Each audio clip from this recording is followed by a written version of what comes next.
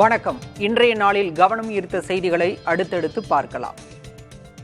உழைக்கும் வயதில் இருப்பவர்களின் எண்ணிக்கை அதிகமாக இருப்பதும் இந்தியாவின் பொருளாதார வளர்ச்சிக்கு பெரும் பங்கு வகிப்பது புள்ளி விவரங்களின் மூலம் தெரிய வந்திருக்கிறது. இந்தியாவில் 69.3% பேர் பணிக்கு செல்ல தகுதியுடைய 15 முதல் 64 வயதுக்குள் இருப்பது புள்ளி விவரங்களில் தெரிய வந்துள்ளது. பணிபுரிவோரின் எண்ணிக்கை அதிகமாக இருப்பது ஒவ்வொரு நாட்டின் பொருளாதார வளர்ச்சிக்கு முக்கிய பங்களிப்பை வழங்குகிறது. குறிப்பாக இது பொருளாதார உற்பத்தி மற்றும் செயல்திறனை அதிகரிக்க வழிவகுக்கும். அந்த வகையில் இந்தியாவில் தற்போது பணிபுரிபவர்கள் வயதுக்குள் இருப்பவர்கள் விகிதம் அதிகமாக இருப்பது தெரிய வந்துள்ளது.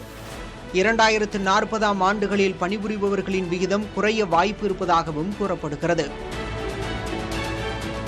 மொத்த மக்கள் தொகையில் 15 முதல் 64 வயது உடையவர்களின் எண்ணிக்கை 69.3% உள்ள நிலையில் மீதமுள்ளவர்களின் வயது விவரங்களும் தெரிய வந்துள்ளது. குறிப்பாக 65 வயதுக்கு மேல் இருப்பவர்கள் 5.9%, 4 வயதுக்குள் உள்ள குழந்தைகள் 8%, 5 முதல் 9 வயதுக்குள் 8.1% சிறுவர்களும், 10 முதல் 14 வயதுக்குள் உள்ள சிறுவர்கள் 8.8% உள்ளது புள்ளி விவரங்களில் தெரிய வந்துள்ளது.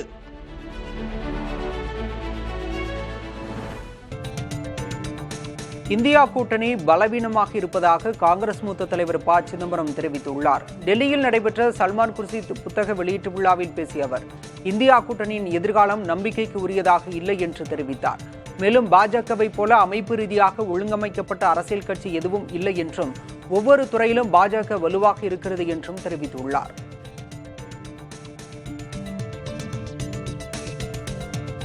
ஜப்பானில் சகுராஜிமா எரிமலை வெடித்ததில் 3000 மீட்டர் உயரத்திற்கு சாம்பல் பரவியது. இதனையடுத்து ஜப்பான் வானிலை ஆய்வு மையம் ககோஷிமா உள்ளிட்ட பகுதிகளுக்கு லெவல் 3 எச்சரிக்கை விடுத்துள்ளது. எரிமலை வெடித்து சாம்பல் பரவும் பயங்கரமான காட்சிகள் சமூக வலைதளங்களில் வைரலாகி வருகிறது.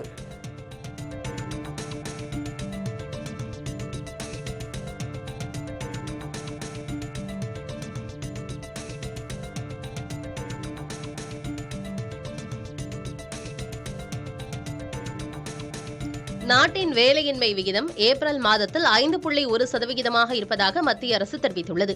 ஆண்களிடையே வேலையின்மை 5.2%, பெண்களிடையே 5% உள்ளது. 15 முதல் 29 வயதினர் மத்தியில் வேலையின்மை 13.8% உள்ளது. நகர்ப்புறத்தில் வேலையின்மை 17.2%, கிராமப்புறத்தில் 12.3% இருப்பதாகவும் தெரிவிக்கப்பட்டுள்ளது. பொதுவாக மத்திய புள்ளியியல் துறை அமைச்சகம் தொழிலாளர் புள்ளி விவர ஆய்வை காலாண்டுக்கு ஒரு முறை வெளியிடும். முதன்முறையாக தற்போது மாதாந்திர ஆய்வு வெளியிடப்பட்டுள்ளது. மே மாதத்தின் முதல் 15 நாட்களில் பெட்ரோல் நுகர்வு 10% அதிகரித்துள்ளது. பொதுத்துறை எண்ணெய் நிறுவனங்களின் விற்பனை புள்ளி விவரங்களில் தெரிய வந்திருக்கிறது. மே 1ஆம் தேதி முதல் 15ஆம் தேதி வரை பெட்ரோல் நுகர்வு 15 லட்சம் டன்களாக அதிகரித்துள்ளது. கடந்த ஆண்டின் இதே நாட்களில் 13,70,000 டன்கள் அளவிற்கே பெட்ரோல் நுகர்வு இருந்தது. அதேபோல டீசல் விற்பனை 2% அதிகரித்து 33,60,000 மில்லியன் டன்களாக உயர்ந்துள்ளது. கோடைக்காலம் தொடங்கிய நிலையில் சுற்றுலா பயணங்கள் அதிகரிப்பு, கிராமப்புறங்களில் பாசன தேவை போன்ற காரணங்களால் எரிபொருள் பயன்பாடு அதிகரித்துள்ளதாக கூறப்படுகிறது. எலான் மஸ்கின் எக்ஸ் வலைதளத்தில் நீல நிற டிக் குறியீடு பெறுவதற்கு பல பயங்கரவாதிகளிடமிருந்து சந்தா கட்டணம் வசூலிக்கப்பட்டுள்ளது தெரியவந்துள்ளது. அமெரிக்காவில் தடை செய்யப்பட்ட பயங்கரவாத அமைப்புகளின் தலைவர்களுக்கு தொடர்புடைய எக்ஸ் தள கணக்குகளிடமிருந்து சந்தா கட்டணம் பெறப்பட்டுள்ளது. ஹிஸ்புல்லா, ஹவுதி பயங்கரவாதிகள், சிரியா மற்றும் ஈராக்கைச் சேர்ந்த தீவிரவாத குழுக்களுக்கு சொந்தமான 200க்கும் மேற்பட்ட கணக்குகள் நீல நிற டிக் குறியீட்டை பெற்றுள்ளன. இதன் மூலம் பிரீமியம் சந்தாதாரர்களாகி பயங்கரவாதிகள் பல்வேறு சலுகைகளை பெற்று வருவதாக தெரிவிக்கப்பட்டுள்ளது. உலகில் அதிக சம்பளம் வாங்கும் விளையாட்டு வீரர்களின் பட்டியலில் கால்பந்து வீரர் கிறிஸ்டியானோ ரொனால்டோ முதலிடத்தில் உள்ளார். போர்ப்ஸ் வெளியிட்டுள்ள அறிக்கையின்படி கிறிஸ்டியானோ ரொனால்டோ கடந்த ஆண்டு மொத்த வருமானமாக சுமார் $275 மில்லியன் பெற்று தொடர்ந்து 3வது ஆண்டாக முதலிடத்தை தக்க வைத்திருக்கிறார். இதற்கடுத்து பாஸ்கெட் பால் வீரர் ஸ்டீஃபன் கரே $156 மில்லியன் 2வது இடத்திலும், பாக்ஸிங் வீரர் டைசன் ஃபியூரி $146 3வது இடத்திலும் உள்ளனர். அர்ஜென்டினா கால்பந்து வீரர் லியோனல் மெஸ்ஸி $135 மில்லியன் 5வது இடத்தை பிடித்திருக்கிறார்.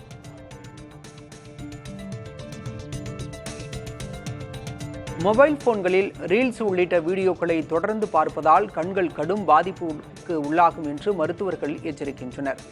ரீல்ஸ் உள்ளிட்ட குறுங்காணொளிகள் பளிச்சென்ற ஒளி அமைப்புகளுடன் வேகமாக நகரும் காட்சிகளுடனும் படம் பிடிக்கப்படுகின்றன. இத்தகைய அம்சங்கள் பார்வையாளர்களை மணிக்கணக்கில் கட்டி போடுகின்றன. இப்படி குறுங்காணொளிகளை நீண்ட நேரம் பார்ப்பதால் கண்களை சிமிட்டும் விகிதம் 50% குறைகிறது. இதன் மூலம் கண்ணீர் சுரப்பு பாதிக்கப்பட்டு கண்கள் உலர்வடையும் என்றும் நாளடைவில் கிட்டப்பார்வை, மார்க்கண் போன்ற பிரச்சனைகளை ஏற்படுத்தக்கூடும் என்றும் மருத்துவர்கள் எச்சரிக்கின்றனர்.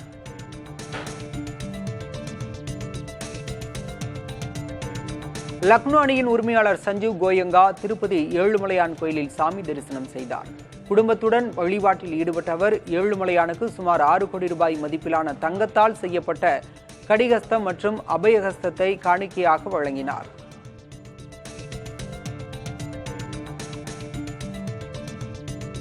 மூக்குத்தி அம்மன் 2ஆம் பாகத்தில் நயன்தாரா இரட்டை வேடத்தில் நடித்து வருவதாக தகவல் வெளியாகியுள்ளது.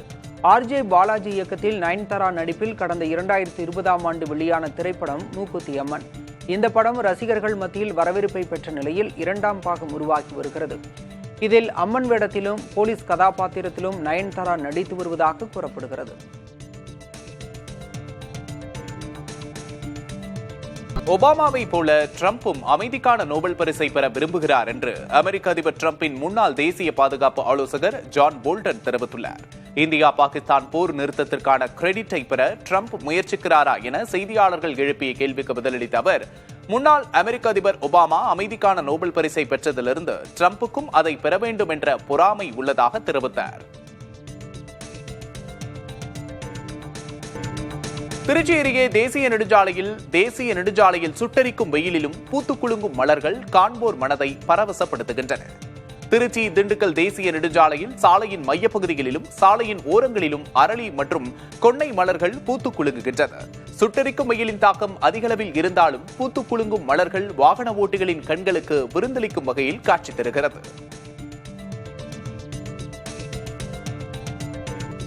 சென்னையில் 23 கோடி ரூபாய் மதிப்பிலான வைரம் கொள்ளையடிக்கப்பட்ட விவகாரத்தில் காவல்துறையினர் போலி வைரத்தை நீதிமன்றத்தில் ஒப்படைத்ததாக வைர வியாபாரி புகார் அளித்திருப்பது பெரும் சர்ச்சையை ஏற்படுத்தியுள்ளது.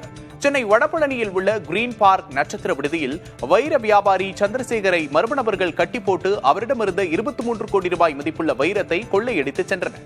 இதுகுறித்து வழக்கு பதிவு செய்த வடபழனி காவல்துறையினர் 24 மணி நேரத்தில் குற்றவாளிகள் 4 பேரையும் கைது செய்தனர். இந்த நிலையில் குற்றவாளிகளிடமிருந்து மீட்கப்பட்ட உண்மையான வைரத்தை காவல்துறையினர் மறைத்துவிட்டதாகவும் போலியான வைரத்தை சைதாப்பேட்டை நீதிமன்றத்தில் ஒப்படைத்துள்ளதாகவும் கூறி பாதிக்கப்பட்ட வைர வியாபாரி சந்திரசேகர் சென்னை டிஜிபி அலுவலகத்தில் புகார் அளித்துள்ளார். இந்தியா கூட்டணி பலவீனமாக இருப்பதாக காங்கிரஸ் மூத்த தலைவர் ப. சிதம்பரம் தெரிவித்துள்ளார். டெல்லியில் நடைபெற்ற சல்மான் குர்ஷித் புத்தக வெளியீட்டு விழாவில் பேசிய அவர், இந்தியா கூட்டணியின் எதிர்காலம் நம்பிக்கைக்கு உரியதாக இல்லை என்று தெரிவித்தார். மேலும் பாஜகவை போல அமைப்பு ரீதியாக ஒழுங்கமைக்கப்பட்ட அரசியல் கட்சி எதுவும் இல்லை என்றும் ஒவ்வொரு துறையிலும் பாஜக வலுவாக இருக்கிறது என்றும் தெரிவித்துள்ளார்.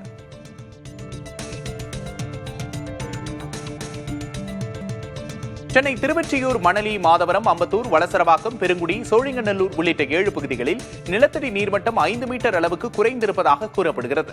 இந்த பகுதிகளில் முறையான மெட்ரோ குடிநீர் விநியோகம் இல்லாததன் காரணமாக குடியிருப்பு வாசிகள் நிலத்தடி நீரையே முழுமையாக சார்ந்திருக்கிறார்கள் என்றும் இதனால் நிலத்தடி நீர்மட்டம் குறைந்து வருவதாகவும் கூறப்படுகிறது. நிலத்தடி நீர்மட்டம் குறைந்துவதை தடுக்க அரசு உரிய நடவடிக்கை எடுக்க வேண்டும் என்று அப்பகுதி மக்கள் கோரிக்கை விடுத்துள்ளனர்.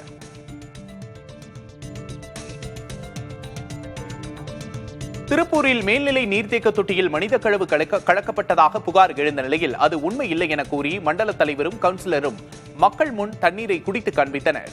திருப்பூர் மாநகராட்சியின் 6வது வார்டில் உள்ள கவுண்டநாயக்கன் பாளையத்தின் மேல்நிலை நீர்த்தேக்க தொட்டியில் 2 நாட்களுக்கு முன்பு இளைஞர்கள் சிலர் மனித கழிவுகளை கலந்ததாக வதந்தி பரவியது. இதனால் அந்த தொட்டிக்கு தண்ணீர் ஏற்றப்பட்டதை எதிர்த்து பொதுமக்கள் திரண்டதால் நீரேற்றும் பணி நிறுத்தப்பட்டது. இதனைத் தொடர்ந்து அங்கு வந்த 2வது மண்டல தலைவர் தம்பி கோவிந்தராஜ் மற்றும் 6வது வார்டு கவுன்சிலர் கோபால்சாமி இருவரும் குடிநீரில் மனித கழிவுகள் கலக்கவில்லை என உறுதிபட தெரிவித்தனர். அத்துடன் அவர்கள் தண்ணீரை குடித்தும் காண்பித்ததால் மக்கள் கலைந்து சென்றனர்.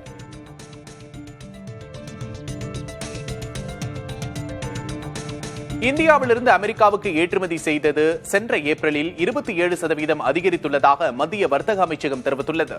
இந்தியா, அமெரிக்கா ஆகிய இரு நாடுகளுக்கும் இடையிலான வரி விதிப்பு கொள்கைகளில் சாதகமான முன்னேற்றம் நிலவி வருகிறது. இந்த சூழலில் அந்நாட்டுக்கு இந்தியா ஏப்ரல் மாதத்தில் 71,000 கோடி ரூபாய் மதிப்பில் ஏற்றுமதி செய்திருப்பதாக மத்திய வர்த்தக அமைச்சகத்தின் புள்ளி விவரங்கள் கூறுகின்றன.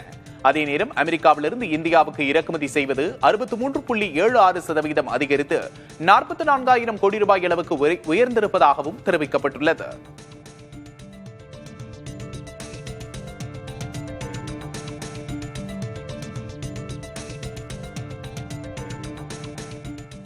ஆயிரத்து 1989 நாடாளுமன்ற தேர்தலில் தபால் வாக்குகளில் முறைகேடு செய்ததாக கேரளாவில் மார்க்சிஸ்ட் கம்யூனிஸ்ட் கட்சியைச் சேர்ந்த முன்னாள் அமைச்சர் சுதாகரன் பேசிய நிலையில் அவரிடம் விசாரணை நடத்த தேர்தல் ஆணையம் உத்தரவிட்டுள்ளது. சமீபத்தில் நடைபெற்ற நிகழ்ச்சி ஒன்றில் பேசிய சுதாகரன் 1989 ஆண்டு நடைபெற்ற நாடாளுமன்ற தேர்தலில் ஆழப்புழா தொகுதியில் மார்க்சிஸ்ட் கம்யூனிஸ்ட் கட்சி வேட்பாளருக்கு சாதகமாக தபால் வாக்குப்பெட்டிகளை திறந்து வாக்குகளை மாற்றியதாக பேசினார். இந்நிலையில் இது மிகப்பெரும் விதிமீறல் என்று தெரிவித்துள்ள மாநில தலைமை தேர்தல் அலுவலர் சுதாகரனுக்கு எதிராக வழக்கு பதிவு செய்து தீவிர விசாரணை நடத்த உத்தரவிட்டுள்ளார். அமெரிக்க அதிபர் டிரம்ப் குறித்து எதிர்மறையாக பதிவிட்ட எக்ஸ் தள பதிவை பாஜக எம்பியும் நடிகையுமான கங்கனா ரணாவத் நீக்கியுள்ளார். பாஜக தேசிய தலைவர் ஜே.பி. நட்டா கேட்டுக் கொண்டதற்கு இணங்க தன்னுடைய பதிவை நீக்கியதாக தெரிவித்த கங்கனா, டிரம்ப் குறித்து தன்னுடைய சொந்த கருத்தை தெரிவித்ததற்கு வருந்துவதாக குறிப்பிட்டுள்ளார். ஆப்பிள் நிறுவனம் இந்தியாவில் தொழிற்சாலை தொடங்குவதை தவிர்க்க வேண்டும் என்று டிரம்ப் கூறியிருந்தார். இதற்கு எதிர்வினையாற்றி பதிவிட்ட கங்கனா, டிரம்ப் இவ்வாறு பேசுவதற்கு பிரதமர் மோடியின் மீதான பொறாமை காரணமா அல்லது அரசியல் பொருளாதார பாதுகாப்பின்மை காரணமா என்று கேள்வி எழுப்பினார்.